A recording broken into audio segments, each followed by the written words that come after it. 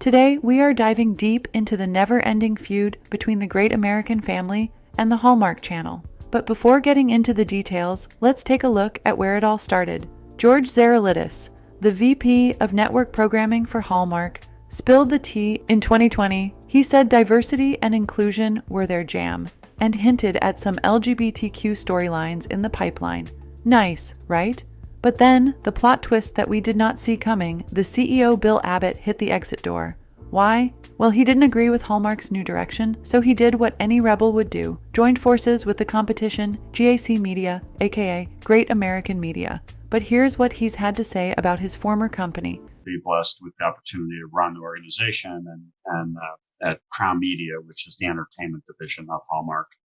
And so did that for 11 years. And Fast forward, and Abbott then becomes the CEO at Great American Family. The guy meant business. He pretty much started a talent poaching party and got plenty of Hallmark actors to switch sides. And guess who RSVP'd? None other than Hallmark's Golden Girl, Candace Cameron Bure. If you're watching TV and it's creating a lot of anxiety for you, then that's probably not going to be a good way to begin to get some rest. And so the overall experience is very, very important to us, and we've learned over time that it's needed and appreciated deeply. Right. Then came the wave. Danica McKellar, Jen Lilly, Jessica Lowndes, Cameron Matheson, and more all jumped on the GAF ship. Bill spilled the beans in the interview, reminiscing about the good old Hallmark days. You know, the channel where you turned on the TV and you got exactly what you signed up for. No surprises, family entertainment. But, Bill thought, hey, that's missing now. Networks are all over the place. He wanted to bring back that feel-good vibe. Now let's talk about the stars at GAF. Abbott was not just putting together a bunch of talented actors. He was forming a dream team of good people. These were not just wizards on screen. They were out there doing charity, being role models, and standing for faith, family, and country. It was like a powerhouse of goodness. Now, shift gears. Imagine Hallmark during the festive season, the undisputed ruler, spreading holiday cheer. But wait for it, things took a wild turn. The holiday vibe at Hallmark turned into a stress fest. Why? Because the GAC family was on a mission to steal the Christmas viewership crown. It's not just a festive face-off, it's a full-blown Jingle Bell showdown. The story unfolds with stars and a surprising twist in the feel-good entertainment universe. The Yuletide showdown kicked off when GAF snagged some serious Christmas royalty. In the corner, we had Danica McKellar and Trevor Donovan making the leap in October 2021. And just when you thought the festive spirit couldn't get any bigger, the big guns arrived in April 2022. Enter Candace Cameron Bure, the queen of Hallmark movies with more than 25 movies in her sleigh. But this time, she wasn't just acting, she was wearing the producer's hat too. Fast forward to October 22's, and GAF dropped a Christmas bombshell, 18 original holiday movies. Titles like Destined at Christmas, Catering Christmas, and A Royal Christmas on Ice were ready to deck the halls. The holiday spirit was on overdrive, and GAF was ready to make a Jingle Bell splash. But here comes the plot twist. Right after the big reveal, Bure made waves by announcing that her new network wouldn't be featuring same-sex couples in its Christmas movies. Talk about stirring the pot in the Christmas village. Now, let's zoom out a bit and take a look at what the Great American Family is all about. Cooked up by the masterminds at JC Media, led by the maestro himself, former Hallmark honcho Bill Abbott. They had a mission to create a haven for family-friendly content. GAC Family kicked off with a festive bang, dropping original Christmas hits like My Angel's Christmas List and A Lot Like Christmas. Oh my gosh, are you okay? Aren't you supposed to yell timber when you chop down a tree? Nobody really does that. They even snagged When Hope Calls, a spin-off of Hallmark's When Calls the Heart, for a second season. And as if that wasn't enough, they went and gave Ride TV a makeover, renaming it GAQ Living, and injecting some unscripted lifestyle goodness into the mix. So back in 2021, when GAC Family rebranded into Great American Family, it caught everyone's attention. Now, GAC wasn't just any channel, it has some Trump connections, and seemed to be setting itself up as the traditional values network, the alternative for those who found Hallmark a bit too daring. But the approach to diversity wasn't exactly sprinting. It was more of a very slow and cautious stroll. Now, here's where the story gets a revamp. July 2022 rolls in, and boom, GAC Family and GAC Living get a glow up, transforming into Great American Family and Great American Living. According to Abbott, it was all about aligning with the grand vision under the new Great American Media umbrella. Critics pointed out that their programming was like a Hallmark carbon copy, vanilla, holiday-centric, and predominantly led by white characters. The mission statement from GAC Media spoke of celebrating American traditions with family-friendly entertainment, tugging at the heartstrings of Americana. Abbott, in his press releases, promised safe and entertaining storytelling. Here's where it gets tricky. The use of keywords like American culture and heritage sparked suspicions that GAF was trying to ride the MAGA wave at the time, especially when backed by a Trump-supporting investor group and led by a man who left Hallmark amid a controversy involving gay representation.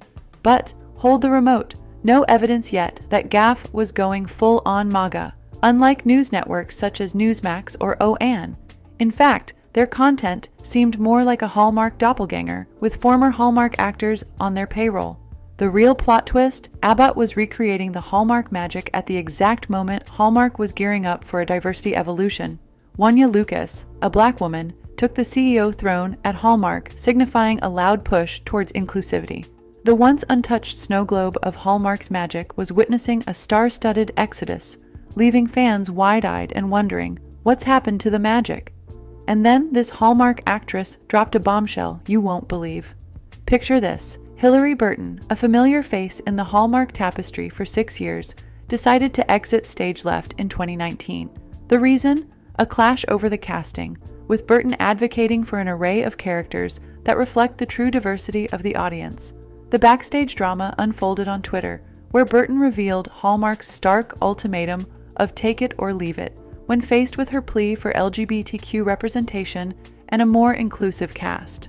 But wait, there's more actress drama. Enter Lori Loughlin, the iconic Aunt Becky. Her exit from the Hallmark scene wasn't a voluntary curtain call. It was prompted by a real-life scandal, a college admissions saga that rocked the tabloids. Yet, Loughlin found herself a new leading role on GA's Family's platform with When Hope Calls.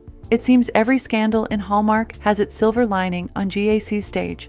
Then in 2021, when Danica McKellar, a regular in Hallmark's festive lineup, decided to take a leap of faith, finding a kindred spirit in former Hallmark CEO Bill Abbott, now steering the ship at GAC Family. It's a move that echoes the changing dynamics of the festive TV landscape. Just look at her slay her first debut with her new network in the movie The Winter Palace. They need a winter caretaker to fill in. Who goes there? Hello? So he's really a prince, huh? For a short time, anyway. Next week he'll be king. Henry seems to have lost his focus. And what's a holiday narrative without a heartthrob? Trevor Donovan, known for charming Hallmark audiences, decided to hang his mistletoe on the rival network as well in 2021. With an exclusive 2-year deal, Donovan is rewriting the script of his Hallmark charm with GAC's Holiday Enchantment. Then, Jen Lilly, a soap opera star turned Hallmark luminary, also took a leap to the other side. Her excitement about newfound creative freedom and intriguing characters, adding an unexpected twist to her career. Here's a glimpse of her hosting the Great American Christmas Celebration. Hey everyone, I'm Jen Lilly, and I am thrilled to invite you to join us for the first ever Great American Christmas Celebration. But the surprises don't end there. Jessica Lowndes, once a familiar face in Hallmark projects, embarked on a multi-talent journey by signing a 4-movie deal with GAC Family. It's a script flip that showcases her versatility as an actor, writer, director, and producer on a whole new stage. As we explore the star-studded exodus, Daniel Lissing, once the heartthrob of When Calls the Heart, embraced GAC's Christmas offerings post-Jack's exit in 2021. With no regrets, Lissing's new ventures include shows like The Cleaning Lady and SWAT, proving that every exit is an entrance into a new, unexpected adventure. And then there's Jesse Metcalfe, bidding adieu to Chesapeake shores in 2021 for a cinematic skyline. 2 fortress thrillers later, he's keeping the door open for a potential Chesapeake comeback, leaving fans on the edge of their seats, hoping for a surprising twist in the tale. Needing to move on from their losses, Hallmark focused on their brand new Christmas movies. We're talking My Grown-Up Christmas List, Campfire Christmas, and Christmas in Toyland. They hit us with the good stuff, and they didn't hold back.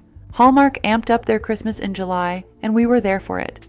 GAC had its own game plan, They didn't launch any new movies. Instead, they hit rewind and gave us encore presentations of their previous hits. Hey, we weren't complaining. A good Christmas movie is a good Christmas movie no matter how many times you've seen it. But let's be real, GAC seemed to be taking a page from Hallmark's playbook with this whole Christmas in July thing.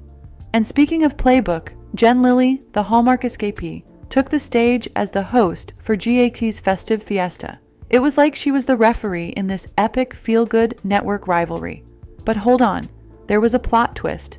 GAC threw it back with an encore screening of one of Jen Lilly's first Christmas movies, Royally Wrapped for Christmas. Talk about a full circle moment. So, who won this battle of the holiday networks? Was it Hallmark or Great American Family? Whether you're Team Hallmark or all in for GAF, the Christmas showdown is real. Who's stealing the show? Drop your thoughts in the comments and don't forget to hit subscribe for more holiday drama updates. 'Tis the season for entertainment battles and we've got front row seats. Until next time, happy holidays and happy watching.